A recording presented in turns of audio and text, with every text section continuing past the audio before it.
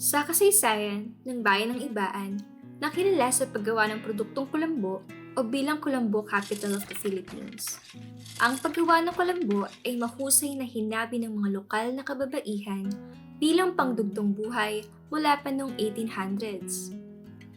Makalipas ang ilang siglo, sinikap ng pamahalaang bayan ng Ibaan na buhayin ang namamatay na sining ng paghahabi sa tulong ng pagbuo ng isang grupo ng kababaihan mula sa barangay Munting Tubig ng bayan ng Ibaan. Ito'y binigyang ngalan bilang SM Sunrise Weaving Association.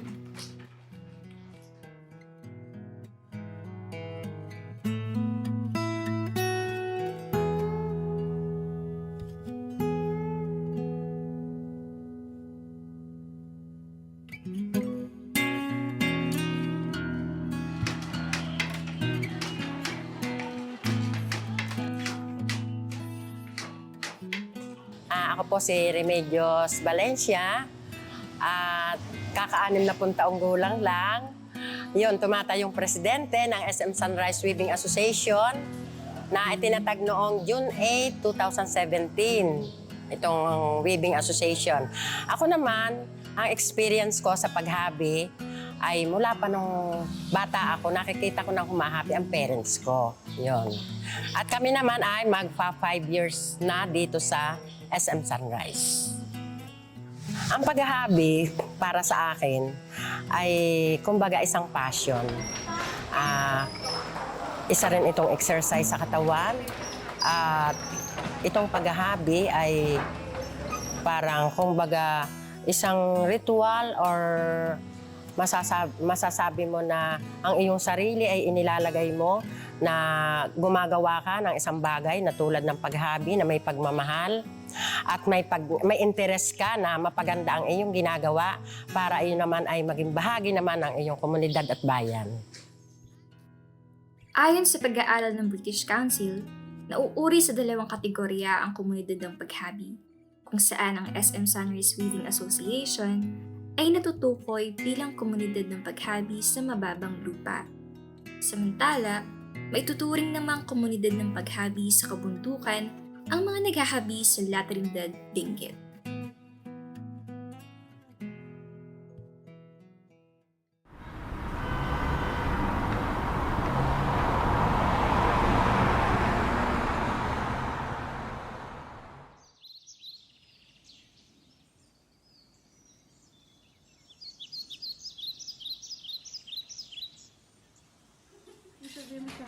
Anya matitulong ti abang ka. Ate, pada ta.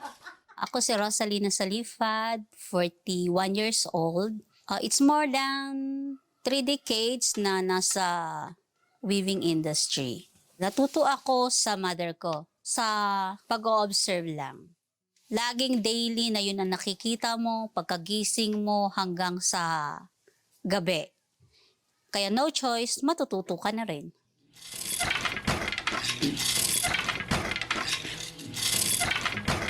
Noon pa man, ang paghabi ay isa ng makalumang tradisyon at mahalagang sining sa ating kultura na sinasalin at pinapasa ng ating mga ninuno sa mga sumunod na henerasyon. Siyak ni Veronica Chumakog. Siya ka na. Tinagrugya ka nag-abol 12 years. Tinagrugyak nga nag-abol ni nanang ko. Ni nanang ko abol ti trabaho damot lang.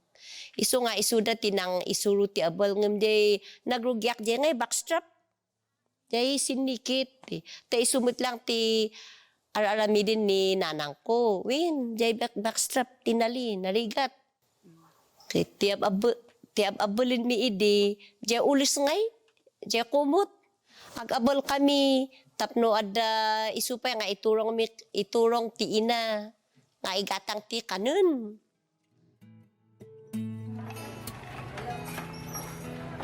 Mahalagang kilalanin na ang paghabi ay isang tradisyon na minana at ipinamana sa mga sumunod na henerasyon. Subalit, ang tradisyon ng paghabi ay unti-unting namamatay na sa ating kultura. Interesado ka ba maghabi? Hindi po. Bakit kaya? Anong dahilan?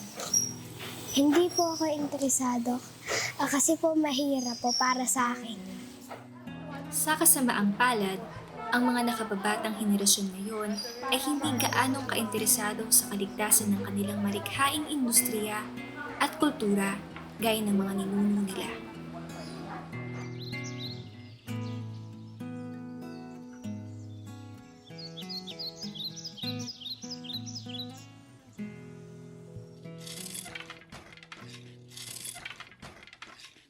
Tradition teaches you the discipline on how to go through life effectively because tradition is the distillation of the knowledge of our ancestors.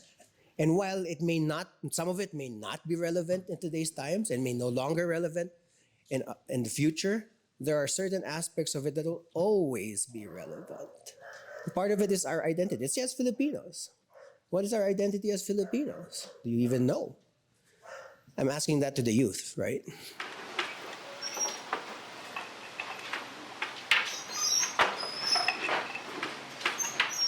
Ito tradisyon na sa amin dahil ito pinagisngan na namin sa aming mga magulang at yung pong aming magulang, yung po minana pa rin sa kanilang mga kanununuan. Dahil ang sa wala nga po silang interes, ay parang wala po silang, hindi po bukas sa kanilang isip na sila ay pumarini na matuto. Hindi po bukas sa kanilang kaisipan kaya napakahirap magturo sa kanila.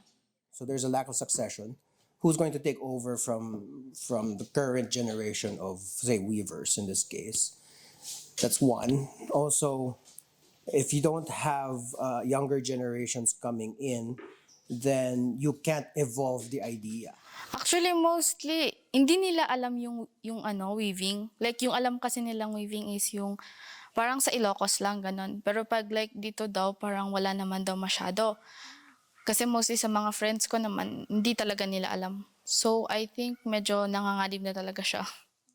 Tradition is an evolving thing. It's not, just because they did something 200 years ago doesn't mean you can't improve on it.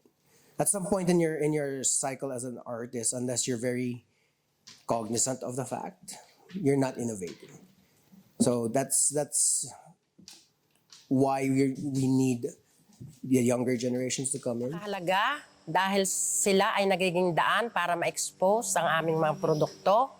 Sila rin ang gumagawa ng paraan para kami ay makatuklas ng bagong mga designs, bagong mga estrahiya para kami ay makatuklas ng iba pang mga style, hindi lang sa paghabi, kundi ang iba pang mga produkto. Interesado ako, pero pag itutuloy ko, depende. Hindi lang naman kasi yung paghahabi yung step nun. May ano pa siya, pattern ng colors, yung mga designs, kung paano mo gagawin yung yung mga design niya, ayun, mahirap. For them, it's boring. It's old-fashioned. There's no money in it. It's difficult to do, and it goes both ways. Yes, there's no money in it, so we'll try and fix that. Yes, it's difficult to do, but and this sounds like an old fogey thing, but the younger generations now don't want to do difficult things. This is actually it's not a first in society, but it's a first in modern society. These things are not cheap. It's made by a lot of people. It's made over a lot of time. If you're talking about traditional weaving, especially, or the traditional craft in general, it's not overnight. So that has to be understood. You have to, okay, yeah, the delivery is faster now, but making it is not. So there's a lot of situations that need to be addressed for the younger generations to come in. Ang munting silid na ito ang nagsisilbing kanlungan ng mga maituturing nating ahente ng kultura. Hindi lamang nagsusumikap ang mga kababaihan ng habing ibaan upang kumita sa panghanap buhay, kundi para maitawid din ang pagpapanatili ng tradisyong habing Pilipino. Yung mga kabataan na hindi interesadong maghabi, ay magising naman kayo dahil nang alam nyo magising kayo sa inyong kaisipan na ipagpatuloy natin itong paghabi. Dahil na yun yan, katulad ng sabi ko, malayo na ang nararating. Nagsimula pa sa kanununuan hanggang sa ngayon ay amin pang ginagawa. Kaya sana naman magkaisip sila na matuto ding humabi dahil nang iyan ay talagang sa palawak pa ito, sa palawak. Hindi ito sa pawala. Kaya yun ang ano ko sa mga kabataan. Para sa kanila, ang paghahabi ay tinuturing na isang masining na pagpapahayag ng mga paniniwala, hindi lamang dahil ito ay tungkulin o isang pangangailangan. How do you elevate them? Pay them more. The problem with the Pinoy is, yes, they ask you for the price, you haven't even given the price, naghihingi na ng discount. But you know what? You don't ask a discount from SM, do you? When you're out there. You don't. Masyado ka nahihiya. So ba't nahihiya ka sa SM? Ba't hindi ka nahihiya dun sa trabahador? Ang isa pang problema sa weaving industry is yung direct buyer sana. Yung mga malalaking company na magda-direct sa mga local weavers like the home-based weavers. Yan ang isa. Market. Number 1, market. Problema ko ang aming lugar. Sana pag dating ng araw, yun ang number 1 kong vision na sana magkaroon kami ng building na malaki na kung saan magkakaroon kami ng display center, na kung saan din ay nakabukod ang sewer, at kung saan din ay nakabukod din ang aming mga bobbin winder, para ang nakapokus lang sa isang building ay mga habihan lang at weavers. Para pag gusto nilang tumingin ng aming mga yari, ng mga produktong yari, nakabukod iyon sa isang maliit na lugar o maliit na building. Yun ang pangarap ko sa buhay. Ay, ang gusto nga po namin ay di yun mapalawak pa iyang aming, lalo na iyang ampong habihan. Diyos ko, iyang pong aming building. Ay kainaman ng sikip na, hindi na po namin maintindihan kung saan namin ipaglalagay. Tapos parang gusto pa pong magdagdag ng habihan, ay nandiyan inakupahan na po namin yung simbahan. Kaya po iyan ang number 1 namin problema, yung aming building. Napakasikip na po namin.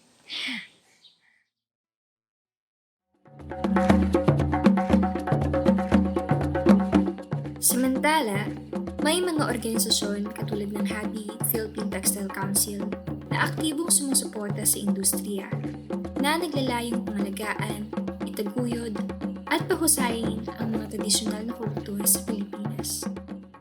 Sa katunayan, isa sa mga programang naitaguyod ng HABI ay ang Likhang HABI Market Fair, kung saan ito ay ginaganap taon-taon tuwing selebrasyon ng buwan ng mga ating katutubo.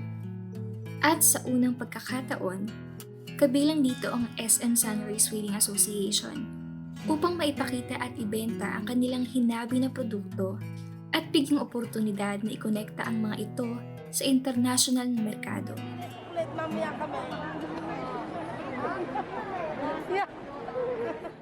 Well, like I said before, no, without the youth, there is no continuance and there is no innovation.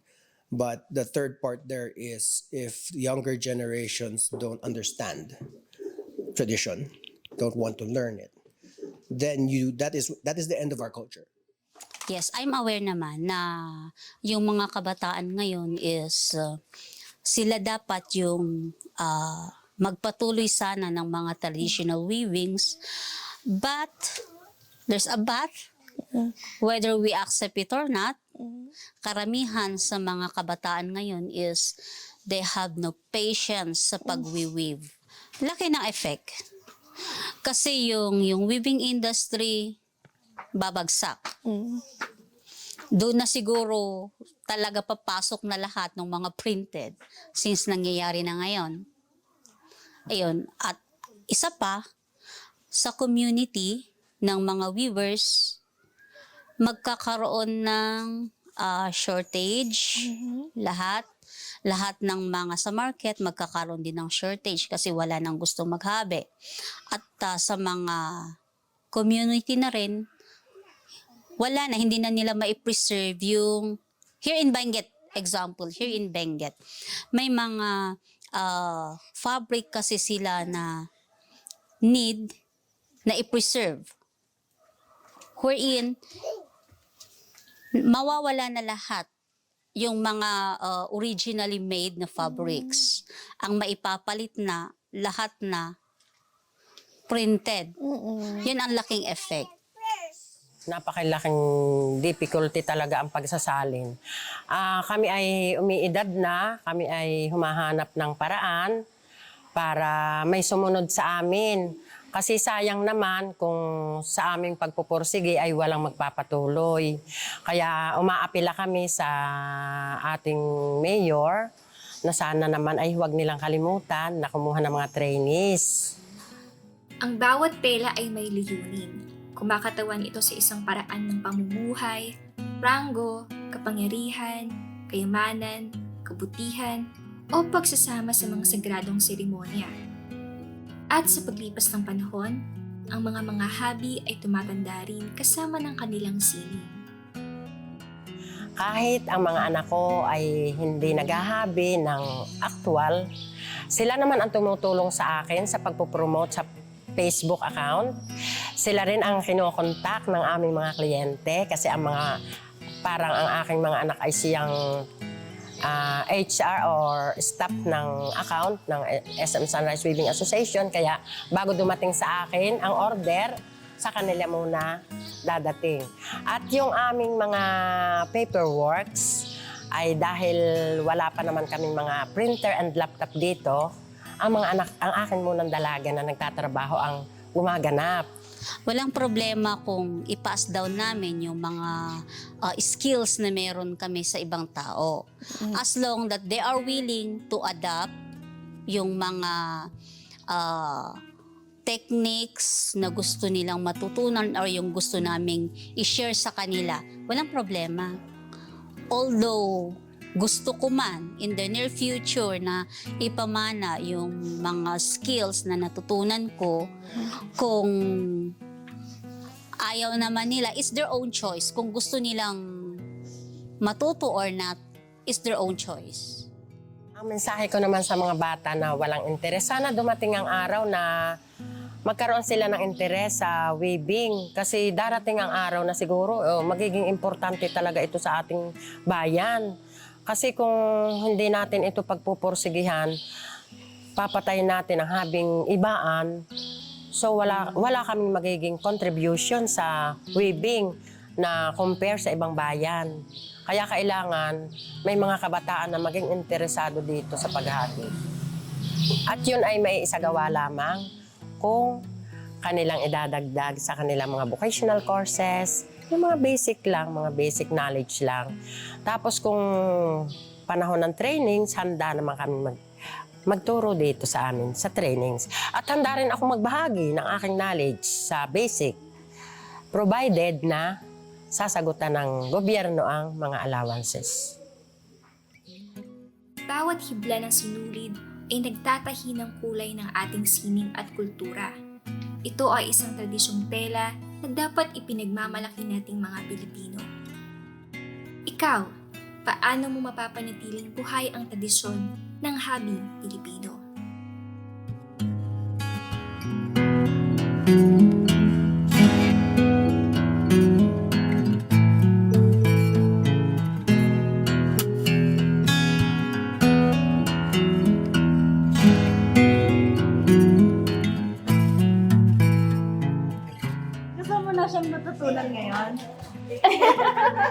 Kita niyo po, ma'am. Proud po ba kayo? Ay, siyempre naman po. Proud po ako kasi pwede na po siyang magturo sa mga kabataan katulad niya.